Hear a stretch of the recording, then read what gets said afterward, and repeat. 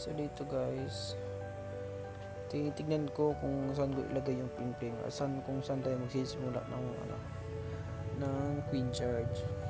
Town Hall 14 versus Town Hall 16. Ayan. So, dyan chinecheck ko yung kung tatamaan ba ng mortar yung ping natin.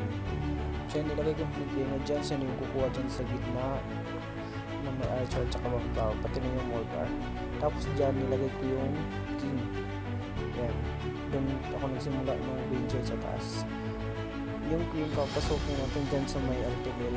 Papasokin natin siya dyan. Tapos nagpahal tayo ng baby dragon dito banda sa baba. Para papasok agad yung queen. So yan, pumasok na yung queen. Tapos mag-wall breaker ako dyan sa para makapasok talaga yung queen. Ayan na, nakuha na yung artillery. Tapos lagay tayo ng range. Ayan, naglapag ako ng wall breaker.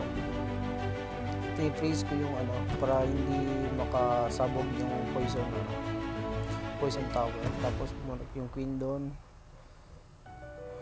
Ayan, kinuha pa. Naglagay ulit tayo ng wall breaker para sa gitna.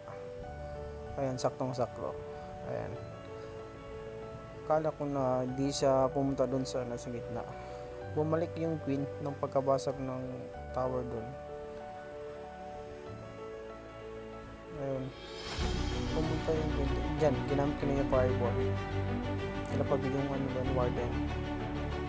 Saka nilagyan ko ng earthquake. Saka dito ko sa gilid nilagay yung RC natin na naka-rocket launcher. Ayan. Saka nagsimula na ako ng balloons. Ayan. Ginawang pang clean yung balloons natin guys. Ayan. Hindi po mamatay yung queen. Ayan.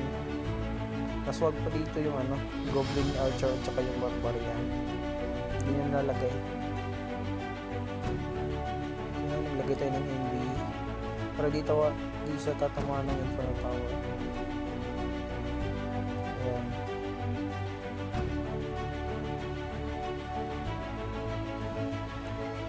Tapos nagwo-wall pa si queen. Dapat doon na siya sa ayan guys, sa 3-star na to. Clean up na lang. Hindi ko kasi nakita yung hindi ko nakita yung goblin at saka yung archer, mga barbarians. Hindi ko na nagamit, naswag na lang.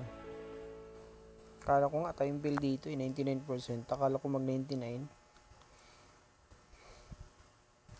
Abot pala siya.